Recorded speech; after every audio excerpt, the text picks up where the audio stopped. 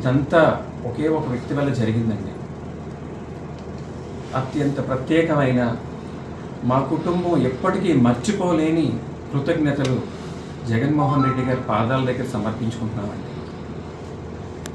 నా తండ్రి గారు హాస్పిటల్లో జాయిన్ అయిన క్షణం నుంచి కూడా మరణించే క్షణం వరకు ఆయన ఏదో విధంగా బ్రతికించాలని జగన్మోహన్ రెడ్డి గారు చేసిన ప్రయత్నం ఇంత అంత కాదండి. ఎప్పుడూ కూడా నాకు ఫోన్ చేసి నిరంతరం, గిరి ఎలా ఉంది, ఏం కావాలి, నన్ను ఏం చేయమంటావు, నాకే చెప్పడం కాకుండా డాక్టర్లతో ప్రపంచంలో ఆయనకి పనిచేసే మందు ఏ మూలన్నా తెప్పించండి, ఏ డాక్టర్ ఈయనకి నయం చేస్తాడో ఆయన రప్పించండి అని ప్రతిసారి ప్రతి ఒక్కరితోటి ఆయన మాట్లాడుతూ ఎప్పటికప్పుడు మాతోనే ఉన్న జగన్మోహన్ రెడ్డి గారికి ప్రత్యేక కృతజ్ఞతలు. ఒక్క క్షణం ఉందండి, ఆ క్షణం గుర్తొచ్చిన ప్రతిసారి ఆయన పట్ల గౌరవంతో మనసు పొంగుతుందండి. మా నాన్నగారు చనిపోయినప్పుడు ఆయన భౌతిక ఆయన దగ్గరికి వచ్చి భార్య స్వయంగా మా నాన్నగారు పాడి మోయడం అనేది మేము ఎప్పటికీ మర్చిపోలేమండి. ఎటువంటి ఆర్భాటం లేకుండా, ఎటువంటి సంకోచం లేకుండా ఆయన చేయడం అనేది మేము మర్చిపోలేమండి. ఇది ఒక వ్యక్తి ఒక రాజకీయ లబ్ధి కోసమో పబ్లిసిటీ కోసమో ఓట్ బ్యాంక్ పాలిటిక్స్ కోసం చేసింది కాదండి.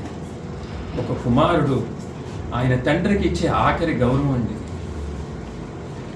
మేము వైఎస్ఆర్ కాంగ్రెస్ పార్టీలో జాయిన్ అయినప్పుడు వైఎస్ భారతమ్మ గారు ఒక పెద్ద వ్యక్తితో కబురు పంపించారండి.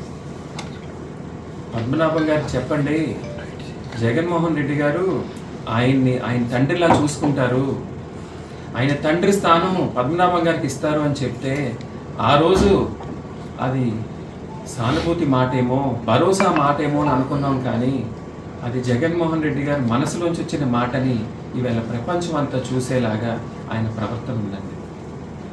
ఎన్ని జన్మలెత్తినా ఆయన రుణం మా కుటుంబ సభ్యులు ఎవ్వరూ కూడా తీర్చుకోలేమని మరొకసారి తెలియజేసుకుంటున్నానండి.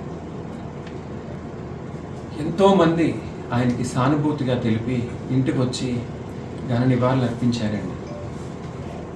మందకృష్ణ మాదిగ గారు పెద్ద ఎత్తున తెలంగాణ నుంచి ఇక్కడ వరకు వచ్చి ఆయనకి సానుభూతి తెలపడం, ఎంతోమంది కార్యకర్తలు అభిమానులు మా బాధ ఆయన బాధ వాళ్ళ బాధగా చూసుకుని మాకెంతో ధైర్యాన్ని ఇచ్చిన ప్రతి ఒక్కరికి కూడా పేరు పేరున పాదాభివందనాలు చేసుకుంటున్నానండి.